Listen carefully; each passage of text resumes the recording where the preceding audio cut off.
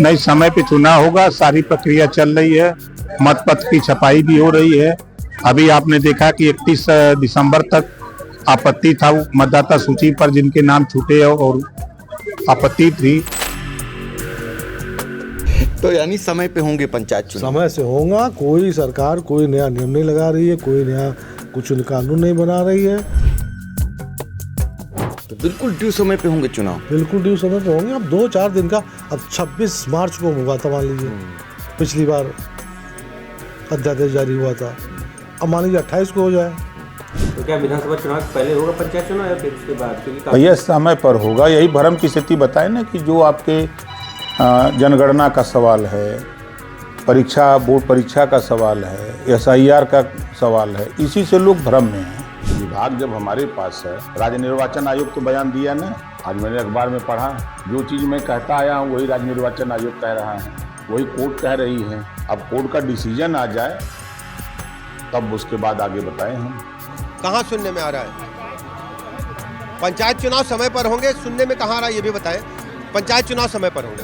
पंचायत राज मंत्री जो राजभर जी है, उन्होंने बात पर अपनी खड़े नहीं उतरे। पंचायत का चुनाव नहीं होगा, नहीं होगा। 58 से गुणा कर दिए, औकात बिगड़ जाएगी। लोकतंत्र बनाने वाली छोटी कई गांव की होती है।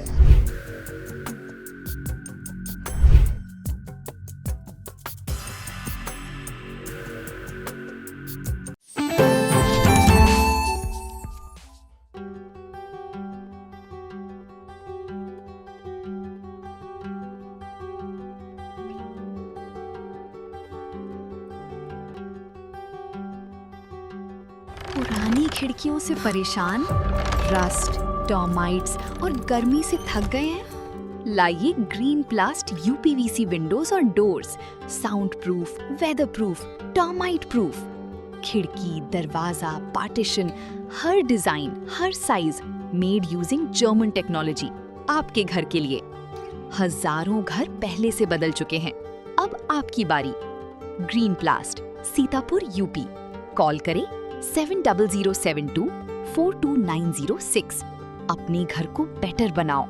यूपी में पिछले दिनों 57,694 ग्राम पंचायतों के प्रधानों को योगी सरकार द्वारा प्रशासक बनाए जाने के आदेश को इलाहाबाद हाई कोर्ट ने पूरी तरह गैर कानूनी और शून्य बताते हुए एक असंवैधानिक प्रावधान के तहत जारी किए जाने को करार देकर सरकार को अंतिम अवसर और अवमानना की चेतावनी जारी कर हड़कंप मचा दिया है।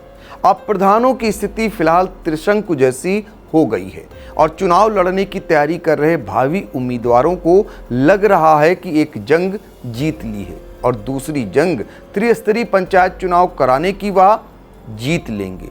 ऐसे में 825 ब्लॉक प्रमुखों और 75 जिला पंचायत अध्यक्षों को भी झटका लगना तय माना जा रहा है, क्योंकि इनके मुंह में भी प्रशासक बनने के लड्डू फूटने लगे थे। नमस्कार, आप देख रहे हैं आई इंडिया और मैं हूं डॉक्टर पंकज सिंह गौर। उत्तर प्रदेश में 57,694 ग्राम पंचायतों के प्रधानों का कार्यकाल 26 मई को खत्म हो गया। लाखों लाख भावी उम्मीदवार समय पर चुनाव कराने की मांग करते करते थक गए, मगर योगी सरकार ने समय पर चुनाव नहीं कराया। यह अलग बात है कि पंचायती राज मंत्री ओम प्रकाश राजभर एक बार नहीं कई बार अपने बयानों में यह दावा करते नहीं थके कि उनकी सरकार समय पर चुनाव कराएगी। उनकी सारी तैयारियां पूरी हैं। उनकी हाँ में हाँ डिप्टी CM ब्रजेश पाठक ने भी भरी और उनका बयान भी सामने आया। पर सरकार क्या चाहती है, यह बातें जनता बखूबी जानती थी। आमजन यह कहते सुने गए कि सरकार नहीं चाहती कि विधानसभा चुनाव से पहले त्रिस्तरीय पंचायत चुनाव हों, इसलिए OBC आयोग का समय रहते गठन नहीं किया, जिसको लेकर पंचायती राज मंत्री का यह भी बयान आया कि पंचायत चुनाव में OBC आयोग के गठन का कोई मतलब ही नहीं है। फिलहाल पहली बार यह भी देखने को मिला कि विपक्ष सपा हो या फिर कांग्रेस, वह भी नहीं चाहती थी कि उत्तर प्रदेश में विधानसभा चुनाव से पहले पंचायत के चुनाव हों। तभी विपक्षी पार्टियों ने भी जोरदार ढंग से समय पर चुनाव कराने की आवाज को बुलंद नहीं किया। अब राज्य निर्वाचन आयोग की भूमिका को भी समझ लीजिए। त्रिस्तरीय पंचायत चुनाव की फाइनल मतदाता सूची को जारी करने के लिए 5 बार तिथियां बढ़ाई गईं। इसके बाद 10 जून को फाइनल मतदाता सूची प्रकाशित कर दी गई।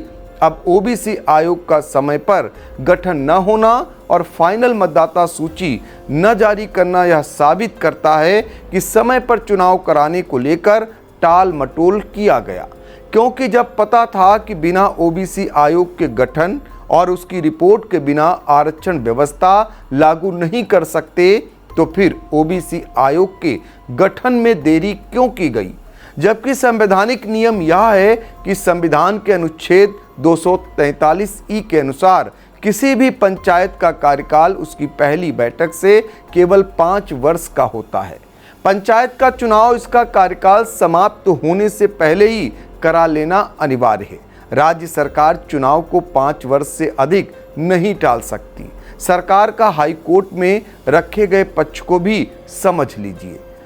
उत्तर प्रदेश सरकार ने चुनाव को टालने के लिए यूपी पंचायत राज अधिनियम 1947 की धारा 12(3)(a) का सहारा लिया। सरकार का तर्क था कि उन्होंने ओबीसी श्रेणी के आरक्षण पहलुओं को तय करने के लिए एक ओबीसी आयोग का गठन किया है और जब तक ओबीसी आयोग की रिपोर्ट नहीं आ जाती तब तक ग्राम पंचायत सदस्यों और ग्राम प्रधानों के चुनाव नहीं कराए जा सकते।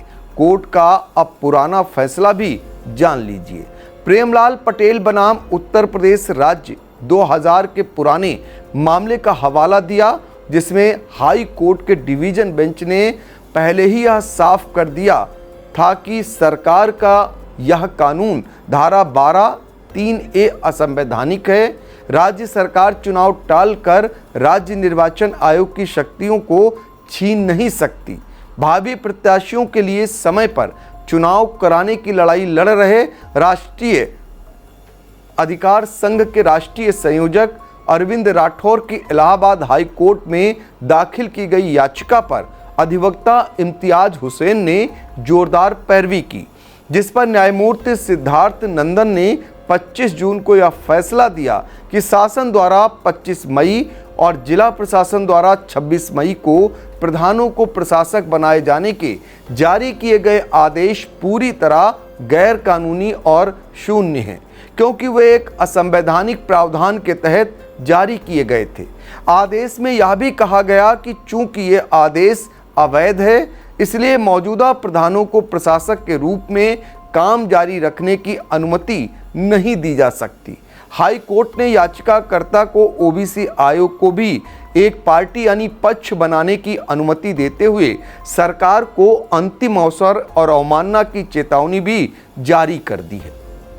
कोर्ट ने सरकार को एक आखिरी मौका देते हुए विस्तृत हलफनामा दाखिल करने को कहा है, जिसमें ओबीसी आयोग की रिपोर्ट यदि हो और चुनाव कराने की निश्चित समय सीमा का स्पष्ट उल्लेख होना चाहिए। हाई कोर्ट ने कड़े शब्दों में कहा कि यदि सरकार अगली तारीख तक स्पष्ट समय सीमा नहीं बताती है तो प्रतिवादी बनाए गए उच्च अधिकारी को अगली सुनवाई पर व्यक्तिगत रूप से कोर्ट में हाजिर होना होगा।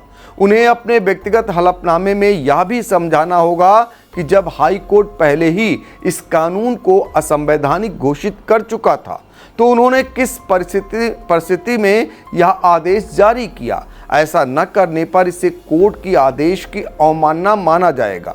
हाई कोर्ट ने इस मामले की अगली सुनवाई के लिए 13 जुलाई की तिथि निर्धारित कर दी है। दरअसल यूपी सरकार ने प्रधानों को खुश करने के लिए राष्ट्रीय पंचायती राज ग्राम पंचायत संगठन द्वारा उपलब्ध कराए गए दस्तावेजों की भाजपा शासित राज्यों मध्य प्रदेश, राजस्थान और उत्तराखंड में प्रधानों को प्रशासक बनाए जाने की जो व्यवस्था चली आ रही है, उसी तर्ज पर यूपी में भी इसे लागू करने की बात रखी थी।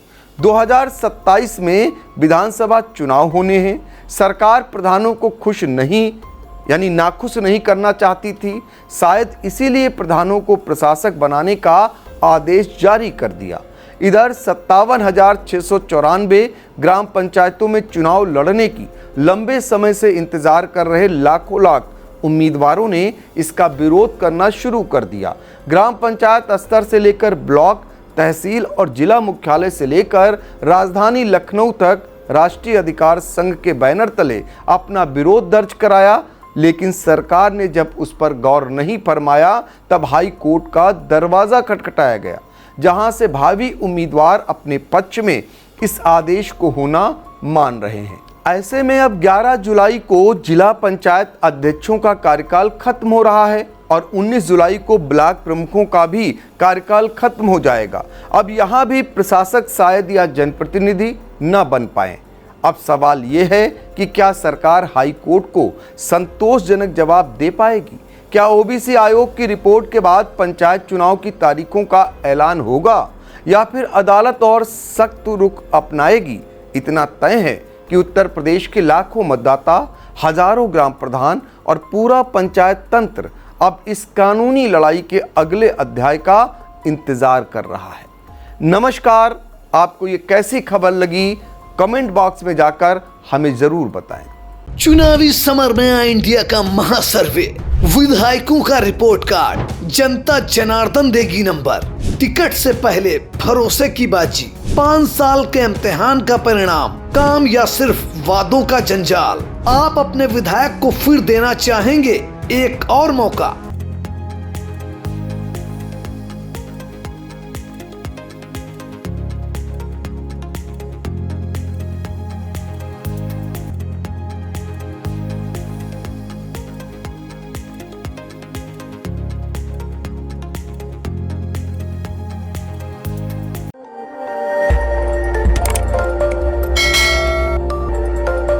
खबर आपकी, नजर हमारी।